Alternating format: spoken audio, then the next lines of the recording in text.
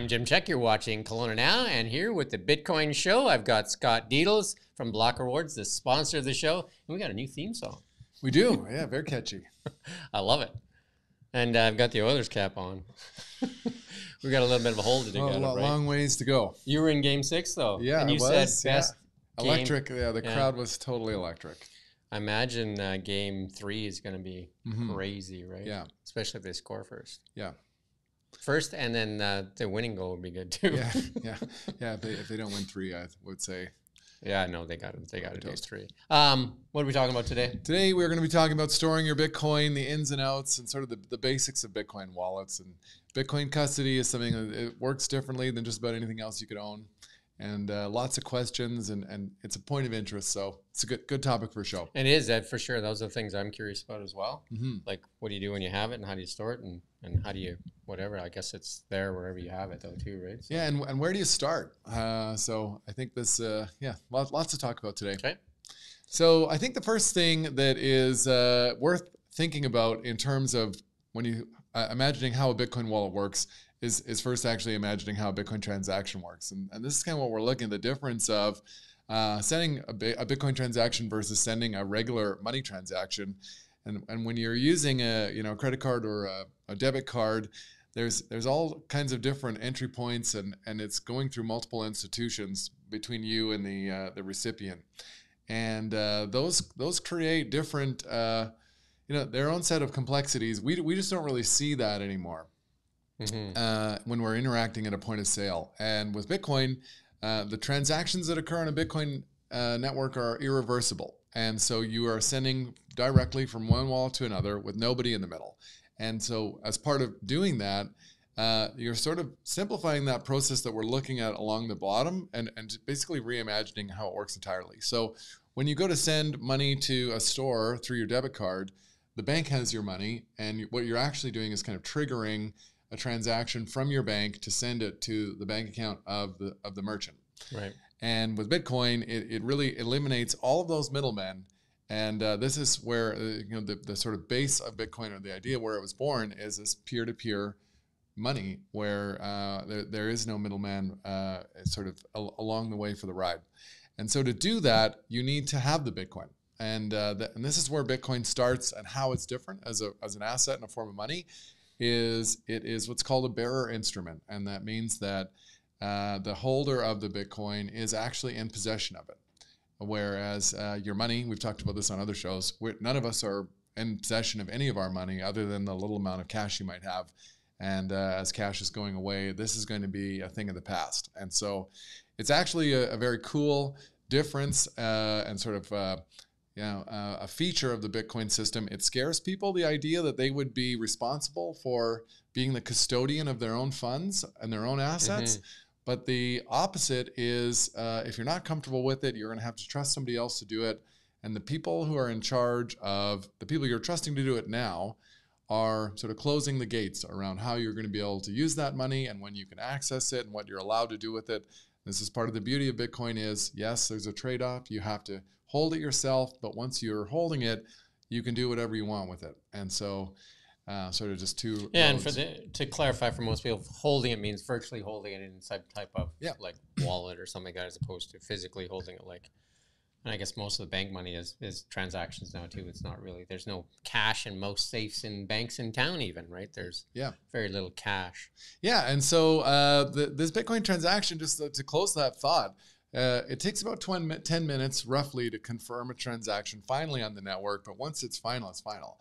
Whereas, credit card, these things, by the time the money might actually show up in a vendor's account, it's not nearly so quick with finality. So because you can dispute things and different things. Yeah, right? Chargebacks, particularly for online merchants, is a huge problem, right? Yeah. So maybe we'll have a look at the second one. We'll just talk a little bit about some aspects of how Bitcoin wallets work. And one of the core parts is the difference between what are called public keys and private keys. So Bitcoin wallets, they function because of cryptographic encryption. And you need to be able to know someone's public key, which is basically like being able to know someone's street address so that you could send them a letter. The public key is a piece of information that is not dangerous for anybody to have. But to receive Bitcoin, you just need to have a knowledge of a public key. To send it, you need to have what's called the private key. And the private key is the sensitive information where what you're doing inside a wallet is having the ability to sign a transaction on the network. It'd be like the ability to sign a check. And so anyone who has access to the private key can send money out of a wallet. So this is what you're doing really when you're protecting a Bitcoin wallet, is protecting the information about your private keys. Mm-hmm. And so maybe we'll just queue up the next slide there, and we can talk a little bit about how public keys and private keys work. So there is actually no such thing as a Bitcoin. There aren't any physical Bitcoins, but there also aren't actually any Bitcoins per se on the Bitcoin network. The Bitcoin blockchain is just a record of a series of transactions that are associated to a set of keys. And what you're doing with the private key, like I said, is sort of proving that you have the ability to sign a transaction to an address that has transactions corresponding to it. So if my address is has a cumulative number of Bitcoins that have been sent to it, and I can sign a transaction that allows me to send some of those Bitcoins somewhere else, that's what's happening in the wallet. So the actual, it's basically a ledger, right? Yeah. So there aren't and this is sort of Bitcoin 101 is when you have a wallet, if it's whatever kind of device you're using, the Bitcoins aren't in there, and that's something that is often a sort of a point of general confusion. That's it. We can go on to the next one. And worth kind of talking about, there's a spectrum of different kinds of wallets that are available for people who are either starting to use Bitcoin and cryptocurrency or seasoned veterans, and they all kind of have a different role and place. And it's important to maybe understand a little bit about the differences. And so I'll just talk a little bit about each of those. Starting on the left is this a hot wallet. Well, I'd want a hot wallet. Yeah, why not, right? Especially in the wintertime, right? I think that the temperature in this case refers probably to the degree of how safe they are. Oh, okay. So hot wallets are, they're used where you're planning on, if you could think about maybe a good analogy is, hot wallet would be like the physical wallet you carry in your pants. So a transactional kind of wallet. So the cash you're planning on spending, you would keep in that wallet, but you wouldn't want to have your life savings in hot wallet. Right. And typically, what hot wallets are a web-based software that lives on your laptop. That's kind of what you said it for me when we did that conference. Yeah. That's a hot wallet. Yeah. And hot wallet, another sort of distinguishing feature of hot wallets is that they're typically online all the time. And this is something that makes it really easy to use, but it also makes them potentially vulnerable to different kinds of hacks. And getting back to what we were talking about in the first slide there, what you're really worried about with the security of a wallet is the wallet's ability to protect your private keys. Because once someone has your keys, there's a really common phrase in Bitcoin, that's not your keys, not your coins. Yeah. So the next sort of degree of security up is what's called a cold wallet. And a cold wallet is typically some kind of an encrypted hardware device. It's usually a USB stick, and these get plugged into a different device. So you would plug it into your laptop, say, when you wanted to access the funds that were stored through that key, and sign in. But when you're not using that wallet, it's not online, and none of the information related to it's just not connected to the internet unless it's being used. And it sort of adds basically the highest level of security. So if it's just say it's in a USB drive, if that drive corrupts, you've lost all your money, or no? Do you have a key that you can get somewhere else? Yeah. So that's a great question. When you're generating a wallet, the process is commonly runs on something called BIP39, which is a sort of a random number generator that spits out a series of words that have numbers associated to them. And depending on if you're having 128-bit or 256-bit encryption, you're either going to get 12 words or 24 words, and those words correspond, each of them, to it's like your key, a set of numbers. Yeah. And so because the Bitcoins aren't actually on the wallet, if the wallet was a USB that was lost or destroyed, really what you need is that it's called your seed phrase. And if you have that randomly generated set of words, you can then load that private key onto a different device. So when you're storing a hardware wallet, what you're really doing is protecting sort of two things. You're protecting the device itself, but you're also protecting that seed phrase information, which is almost more important.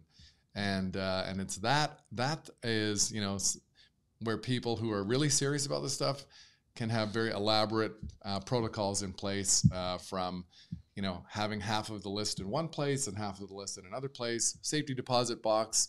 You can get something called a stamp plate, which is like a steel plate where you actually engrave the letters into the plate so that people will write this down on a piece of paper, and then if your house burns down, it's gone. Right. So, so people really do, because it's been such an appreciating asset. Numbers get very big very fast, and this is something that keeps people up at night. I mean, it's no different than if you had a couple $1 million in cash. You'd probably want to buy a decent safe if you're keeping it at home, right? Like safekeeping. You'd probably think that it'd be worth more than just a paper bag stuffed underneath your pillow or something. Oh, totally. Yeah. And a good hard wallet, they're a cold wallet. They're not insanely expensive. You can get a functional decent one for $70, $100, and if you're going to get serious about it, so hot wallet, great way to start. Great way to keep a little bit of money and learn how to buy it and sell it and maybe execute a transaction. But as soon as you're sort of transitioning from there into something a little bit more serious, you're definitely going to want to investigate learning how to take your custody of the Bitcoin seriously. And then the last one that's on here is custodial wallet. This is, if you're using an exchange, this is where someone else has the private key. So that means that you're able to sign a transaction from that wallet. But people who use ShakePay or FTX, this is an example of a custodial situation where you own Bitcoin, but you're not actually the one holding it yourself. And throughout the lifetime of Bitcoin, this has happened lots of times. Bitcoin itself has never failed. It's never had any downtime. It's been running continuously since it launched. But providers of that service are human points of failure that, it's not just a business, but it also is business ethics and all these other things that can go wrong. Like right? FTX, finance. Yeah. So that's where people get confused about kind of crypto scams. I mean, a part of the issue is you're trusting somebody else to hold something that was designed for you to hold yourself. And there's always a market for, people don't like to do things for themselves. Temptation, obviously, like FTX. Yeah. They started putting their hands in the cookie jar. Yeah, and started, rehypothecating customer funds. And all of a sudden, basically all of the scams that relate to Bitcoin specifically are when a custodian is reinserted back into that process it wasn't intended to be there. And another good example, I would say, is... you hear a lot of really sad scams that happen on Facebook and stuff where people get contacted about learning how to trade Bitcoin, and they'll give cash, and then they're they're seeing numbers on a screen, and it's going up and it's growing, and then to withdraw that money, they need to pay a fee or pay a little bit more money. And this is an example of a custodial Bitcoin service where you're paying someone else to hold it for you, and they're telling you they have it. And this is the most common scam that happens in Bitcoin. I sent you one. You did. On the day that Elon Musk launched the Falcon 9, somebody had cleverly So that's what happened. It was. We never circled back about this. I said it was cleverly kind of like made a fake Elon, and then saying like, if you send one Bitcoin, I'll send you 2 back. And then Dogecoin, and he had a few other coins there, right? And he was on stage speaking at SpaceX, saying how you can, and there's some QR codes and stuff like that. So they were trying to get you to send one, and Elon was going to double your money. But double was spelt wrong. It was D-U-B-B-L-E. No way. Well, that should be a red flag. So some of the clues, but people, it's still going out there. People are still getting sucked into it too, right? Because, I think they trust him, and it looked pretty good. It's I think the scams on that stuff it's about to hit another level with AI. I saw another video about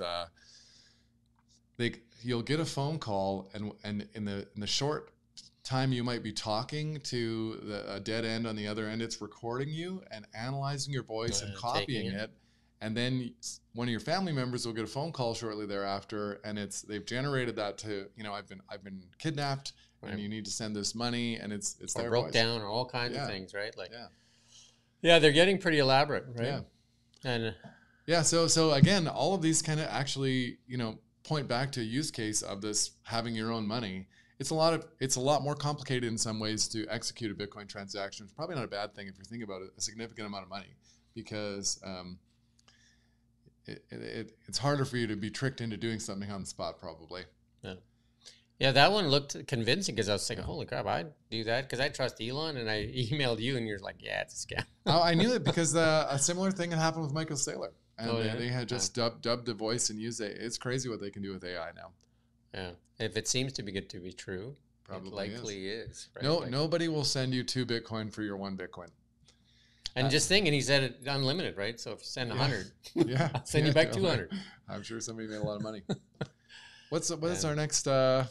So just to maybe touch back on these, hot wallets are free, and there's lots of them in the Apple App Store, and it's good. Like they're useful. Like the one we set you up is a great way to get you started. Yeah. Super convenient, very low on the security, and often these things can be hacked or have a backdoor into exposing your private keys online somehow. For a little bit of money, if you're serious about getting interested in Bitcoin, you definitely want. So you kind of want, if you have a decent amount of Bitcoin, you kind of want to have both, right? Yeah, if you're spending it, to move some stuff into your transaction. Yeah, if you're spending it, move some stuff into your transaction wallet. No different than going to the bank, taking out a few $100, and having some walking around money. Yeah. So Bitcoiners, there are lots of people like who I've had on the podcast who will travel to places where they're only planning to spend Bitcoin. And in that case, they would load some up on a wallet that's like their travel wallet, and they definitely wouldn't be taking their whole stack. Yeah. And walking around money. Haven't heard that phrase for a while. Money. Yeah. So that's so I've got a couple different just two to highlight. I thought people might be interested to see a couple that are good that I think are trustworthy and recommend. And this first one is a great starter cold wallet that's from a company called Trezor. Trezor, the actual company is called Satoshi Labs. They've been running for a long time, at least 10 years. So the product has a history, a track record of being secure. It's pretty easy to use. So you load this thing in, and it has a pretty simple desktop application that you run with alongside it. And so you're not actually working by operating the buttons for the most part on the small screen. It can plug into a phone device too, and then so you're able to see this stuff. And what's cool about the Bitcoin public key, that device on the left, the little black device, is the device you're talking about, and it plugs in your phone or your laptop kind of thing. Yeah. Right? And those are about $70, and we have those for the big thing I think about those is you want to buy them off Amazon because you might be buying them they might be pre-opened and they might be tampered. So you want to buy them directly from the retailer. There's a link on blockrewards.ca for somebody puts a little gateway into their wallet. Yeah. Right?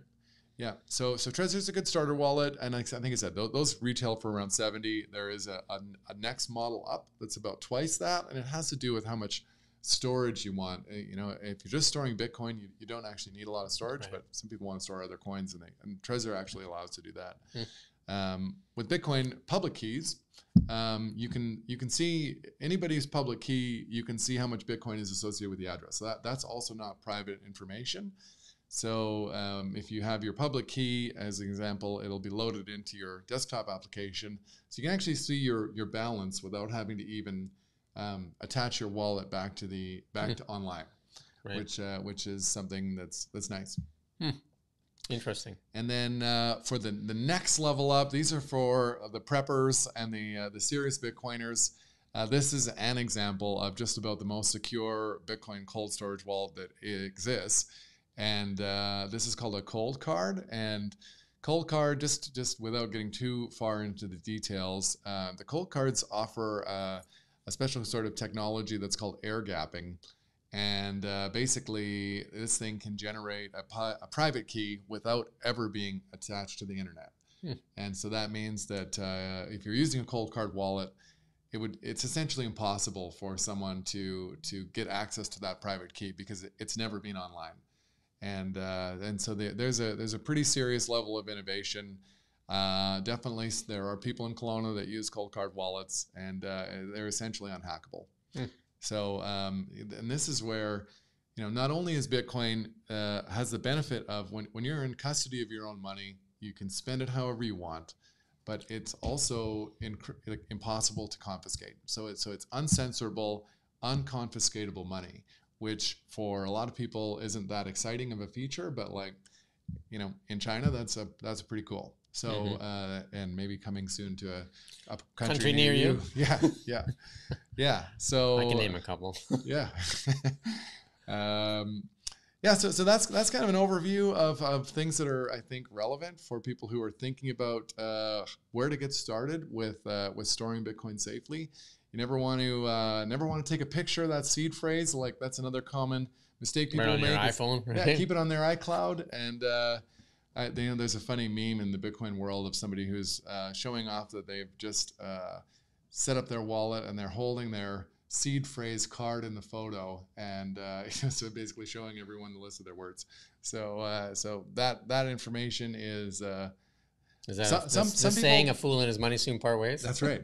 Some people actually will go so far as to memorize it, and the only place it exists is in their head. So that's probably a bad idea too. And again, a fool and his money soon part ways. Yeah, but because if you lose it, you're done, right? Yeah. But on the other hand, is if you had it memorized, you could theoretically walk across the border naked, and at some point get some clothes, but then also get another Bitcoin device and load the wallet onto there. Right. So at that point, it becomes better to have it somewhere as a standby thing. You know what I mean? So you can move it and then go it's like getting the fox, what was it? The fox, the chicken, the frog, and the scorpion across the lake. Yeah. So you store it somewhere, move across, then go back and destroy that. Yeah. Anybody knows that one? The fox, the chicken. Story time with Jim. We're going to start a new series. Yeah, be smart. I think that's the storyline, right? Yeah. It requires different skills, and a lot of people find it makes them uneasy to think about delving into this aspect of interacting with Bitcoin. But we've required new skills to participate in new technology as long as new technology has been happening. Yeah, right? and I think if you think about it as, if you have some and you think of it as like a pile of cash or gold, you wouldn't leave it on the sidewalk, right? For hoping nobody's going to take it, right? So, and it's the same thing with gold, where if you're a gold owner, you have a choice where you could buy a safe and store it yourself at home, or you could trust a bank to hold it for you as an example. And then you have to trust that they're going to let you have it when you want it, or that they're going to exist. Like lots of countries that have trusted other countries with it, and now they're asking for it, and they're saying no. Yeah, or even I think it was in California recently. There was a company offering a private company offering safety deposit boxes, and the FBI raided it, and they just confiscated everybody's contents, and they could just do that, and it was gone. So, so the issue of custody, it's not so black and white as let somebody else do it. Yeah, diversification makes a lot of sense in many different ways, right? So, again, if you fall and bump your head and you didn't tell anybody your phrase and all that kind of stuff, then, so you definitely need to make sure that you have some different ways of passing it along too. Yeah. Yeah, and that stuff becomes incredibly important as Bitcoiners live longer and we start thinking about, passing Bitcoin down, when people... Yeah, because I think I'll just throw this out there for a thing. Like somebody had $100 million or $1 billion in Bitcoin, and you put it in your will. You put the phrase in the will, and we've seen it. Not all lawyers, but somebody might get tempted. Yeah, right. And saying like, if I just take this phrase and move to Bermuda. Yeah. Yeah, or people may not even know where to find it. They don't know how it works. This happens a lot with couples, and say that one partner's into it, and the other one doesn't know anything about it. And how do we find it? Where is it? Yeah. Interesting, very interesting. So that's it for today. That's it for today. Awesome. What are we gonna do next week? Or next 2 weeks? That's a good question. I don't know if I have that one planned yet. Okay. Oilers prediction. Oilers in 6. Oilers in 6. How about Game 3? Yeah, I'll say 2-1. 2-1 with at least one goal, with either McDavid or Draisaitl. Yeah, there's not going to be any high-scoring games, right? Because that goalie's pretty damn good. Yeah. Yeah, and if all you older Oilers fans remember when the Oilers started their dynasty, they had a tough slug at first too, right? Yeah. And I think it was Billy Smith was their nemesis back then. Wasn't he called the Hatchet or Billy the Hacker or something like that? Billy, he'd come around the net and he would just hack you down. Different era. Billy the Hatchet Smith, I think it was, something like that. Yeah. He would cut you down as you came around the net, try to do a wrap around. Anyway, we'll leave you with that, and thank you for watching Kelowna Now.